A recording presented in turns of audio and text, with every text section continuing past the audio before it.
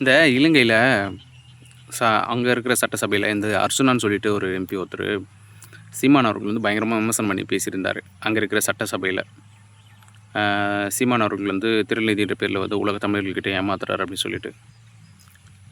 சீமான் அண்ணன் அவர்கள் வந்து அவருடைய அரசியல் தத்துவம், அவர் எடுத்திருக்கிற முன்னெடுப்பை பார்த்து, இப்போ போன எலெக்ஷனில் வந்து மக்களே வந்து காசு கொடுத்தாங்க. ஒரு மிகப்பெரிய ஒரு மாறுதல் எல்லா எலெக்ஷன்லையுமே இது ஒரு மிகப்பெரிய ஒரு முன்னோட்டமாக, அதாவது எப்படி சொல்ல வரோன்னா, இது வரைக்கும் நடந்த எலெக்ஷன்லேயே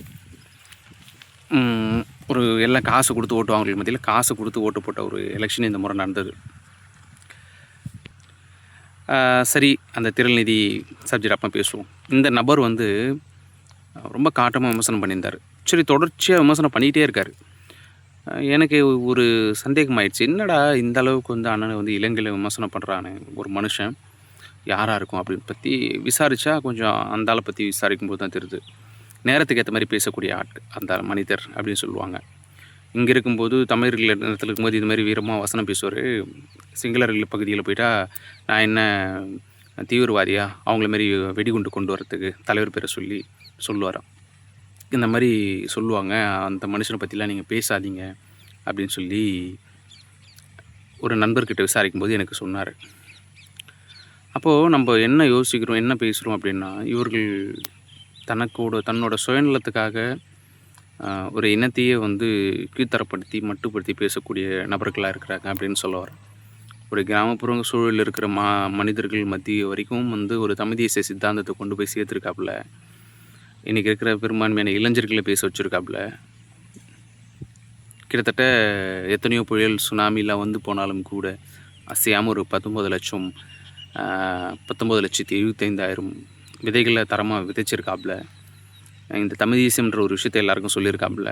இல்லைன்னா தலைவர் பற்றி தப்பாக தான் தெரிஞ்சிருக்கும். தலைவர் பற்றி தெரியறதுக்கு வாய்ப்பு இல்லை எனக்குலாம். நான் கல்லூரி படிக்கிற காலகட்டங்களில் முடிச்சுட்டு வெளியே வரும்போது, அப்போது இப்போ இருக்கிற யங்ஸ்டர்ஸ்லாம் ஓடி ஓடி ஓட்டு போட்டாங்க இல்லையா, அந்த மாதிரி அப்போ இருக்கிற யங்ஸ்டர்ஸாக நாங்கள் இல்லை. எங்களுக்கு அந்த அரசியலை புரிய வச்சதே இவர் தான்.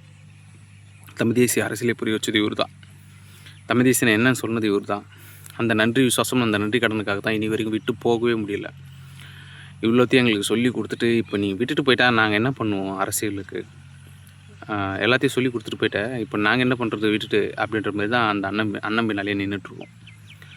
இவ்வளோ விமர்சனம் பண்ணிவிட்டு, அதாவது என்னென்னா, சொந்த தன் இனம் தான் வந்து திரும்ப திரும்ப வந்து ஒரு வலி ஏற்படுத்துகிற மாதிரி குத்திக்கிட்டே இருக்குது.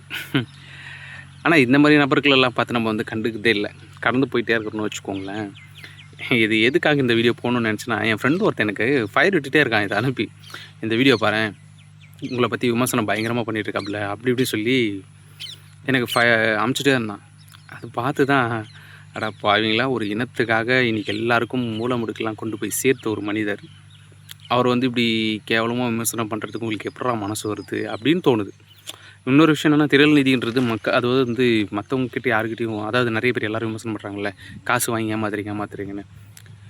உணர்வுபூர்வமாக இந்த கட்சி நல்லா இருக்கணும், இந்த தமிழ் தேசிய சித்தாந்தம் வளரணும்னு எல்லோரும் இதில் பயணிக்கிறவங்களுக்கு தெரியும். அவங்க தான் வந்து காசை போட்டு இந்த கட்டமைப்பு உருவாக்கிட்டு இருக்காங்க. அந்த மனுஷன் நினச்சா உங்களை மாதிரி எல்லாருக்கிட்டையும் கேவலமாக ஒரு வார்த்தை வாங்காமல் சினிமா பணம் எடுத்துகிட்டு ஏதோ ஒரு வாழ்க்கையில் ஒரு கெஸ்ட் ரோலில் நடிச்சு கூட வந்து பணத்தை சம்பாதிச்சுட்டு போயிடலாம், அவருக்கு இருக்கிற இன்ஃப்ளூயன்ஸுக்கு. ஆனால் அதெல்லாம் கடந்து வந்து இந்த இனத்துக்காக நிற்கும்போது எவ்வளோ பேச்சு, எவ்வளோ வீழ்ச்சிகள் அடிப்படுது. ஆனால் உலக தமிழர்களெல்லாம் வந்து தெளிவாக தான் இருக்காங்க. புலம்பெயர்ந்த தமிழர்களுக்கெல்லாம் வந்து அந்த பாதிப்பு இருக்குது, அங்கே இருக்கிற தமிழர்களுக்கும் இருக்குது, அதெல்லாம் தெளிவாக தான் இருக்காங்க. ஒரு சில யங்ஸ்டர்ஸ், இந்த 18லேருந்து 21 வயசு இருக்கிற பசங்க தான் பாவம் புரிதலற்ற சூழலில் எல்லா இடங்களையும் உலகம் ஃபுல்லாக தமிழனுக்கு வந்து அந்த சினிமா மோகம் இருக்கிறதுனால, அது தப்பு இல்லை, சினிமா ஒரு நல்ல கலை தான். ஆனால் அதை அதையே வந்து அதுதான் அரசியல் தூக்கி வச்சு கொண்டாடக்கூடாது.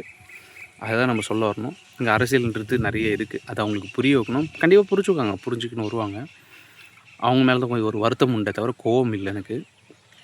அதே மாதிரி தமிழர்கள் வந்து கொஞ்சம் வெளியே இருக்கிறவங்களுக்குலாம் அந்த மெச்சூரிட்டி இருக்குது. என்ன நடக்குதுன்னு அரசியல் அவங்க கவனிச்சுட்டு தான் இருக்காங்க, பார்த்துட்டு தான் இருக்காங்க.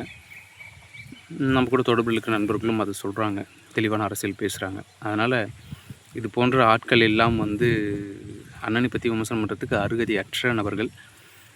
அதனால் வந்து இவரெல்லாம் வந்து நம்ம ஒரு ஆளாகவே கண்டுக்க வேணாம், ஸ்கிப் பண்ணிவிட்டு போயிடுவோம். எனக்கு அனுப்புகிற நண்பர்களுக்கு ஒன்று சொல்கிறேன், நாங்கள் உலக அரசியலும் தாண்டி உயிர்மனை அரசியலையே பேசக்கூடிய நபர்கள். இந்த விமர்சனம்லாம் வந்து ரொம்ப கம்மி. ரொம்ப ரொம்ப சாதாரணம். எல்லாத்தையும் கடந்து போகும். நன்றி.